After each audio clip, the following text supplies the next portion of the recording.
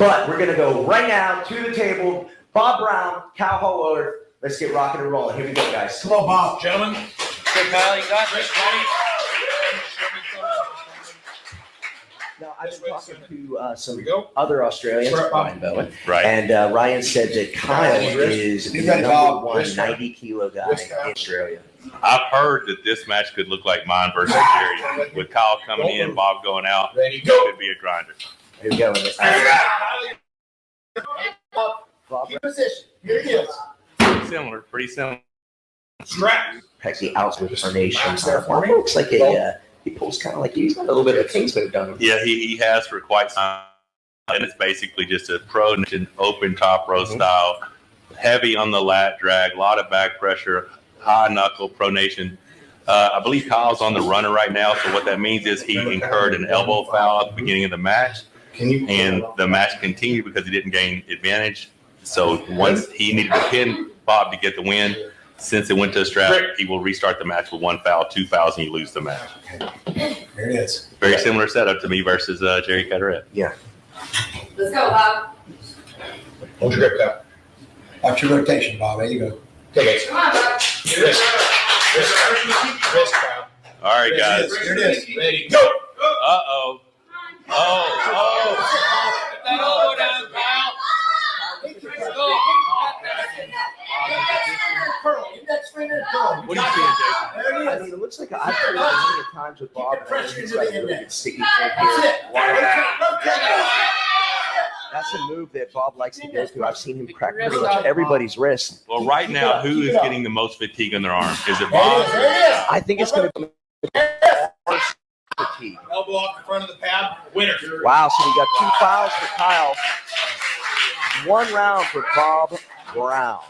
Yeah. Here we go. Round 2. First start. You think it's going to go to this? Do you think this step a strap match? Unless Kyle can some way get a hold of him and grab his fingers or something, it's definitely going to. Wow, Bob is pulling right through him, man. Wow, Bob Brown pumped up. I think Kyle thought it was going to go to strap, and Bob just held on and went Yeah. straight for the pin. Very interesting. Round 3. What's going to happen? We got Bob and Kyle at the table. Do you think Kyle might be already spent? Do you think he? That last match did not give me a lot of optimism. Yeah. I think he's shooting hard inside in the press, though. But can Bob finish him without the strap? Let's take that ball out. Watch the pink. Again, Bob Brown, multiple champion, master.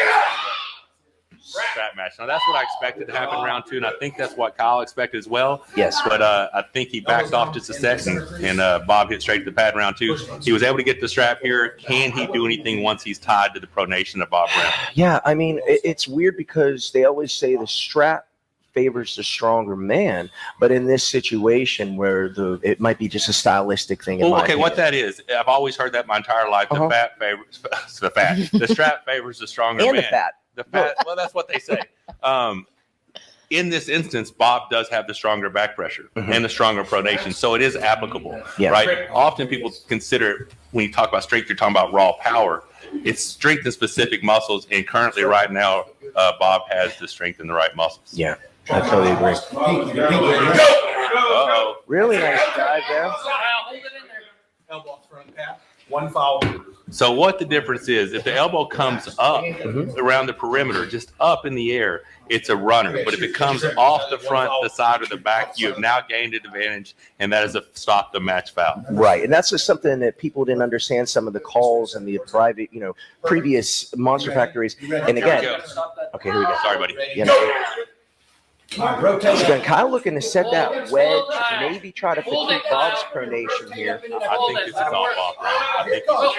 I think it is too, yeah. Kyle looks nice, though. Got a nice stop here.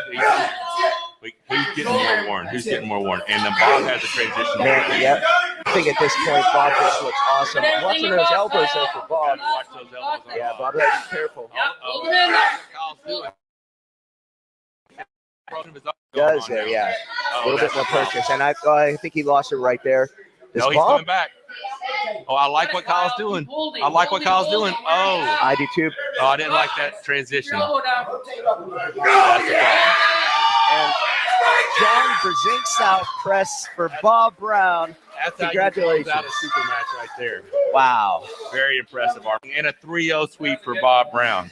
Is that what you thought? He just continues to impress. Every time he comes to the Monster Factory, this guy puts on a show. He does know that there's a match of night bonus for the undercard of $5, $250 to each athlete. I think he's trying to make a little extra money tonight. Upset anyone. We are with Kyle Howarth, all the way from Australia. He had a long flight, my friend. How that match go? And obviously not the results you wanted, but talk to us. Have my question. Sorry. You just really surprised me. Just that back pressure is, it's up there. Yeah. It's tough to deal with. We alluded earlier, like I said, you are the 90 kg. Yeah. I think currently, but I still need to beat Jordan, so I put myself a second. Okay, very humble of you. And I mean, you had a long flight. You talked to me about over dinner. Traveled for like 6 days, with chickens and all kind of stuff, like whatever you had to do. But you made it. You showed up. Monsters enough for letting me have a shot. We're very happy to have you, man. I'm very impressed with your heart. I knew that was going to be stylistically a difficult match, but you left it all on the table. And like I said, you're always welcome back, young man. Thanks a lot. Yeah, that's style. Ladies and gentlemen, give it up for Kyle Howarth. Give it up here in the Monster Factory, guys. And we're here with the winner, the ever youthful, ever handsome, ever impressive, Bob Brown. How'd that go? Congratulations, sir. Oh, thank you. Thank you. Yeah. Youthful. Yes, you're very youthful. Honestly, that went the way I thought it was going to go. I honestly thought if he gets me into a hook, he's going to throw me across the table. And I just got to do everything to keep him out of that hook. Yeah. And I was fortunate enough to do that. But then most people, you take their wrist and they go away. No, he just dove in there with his shoulder. And I'm like, oh, my God, this guy's got a shoulder and super strong. And getting through that was very, very hard. Now, the second round, Bob, you looked super impressive, super dominant. When going into the third round, did you have a little too much confidence? Or no. You were never understanding him? That second round, I won it pretty easily. And honestly, he didn't set up the same way he did in the first and the third round. I think he was trying something different, and it just didn't work. Gotcha. And then in that third round, I'm like, oh, yeah, he's full-blown coming in. He's coming towards me. Yeah.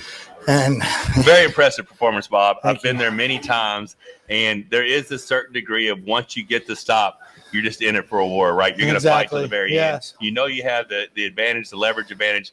It comes down to who wants to win more, and oftentimes it's the guy with that hard pronation that stays in till the end. Right. Very impressive performance. I think you're undefeated in the Monster. Have you even lost a round since you've been in the Monster Factory? Not yet. That's pretty impressive record. Yeah.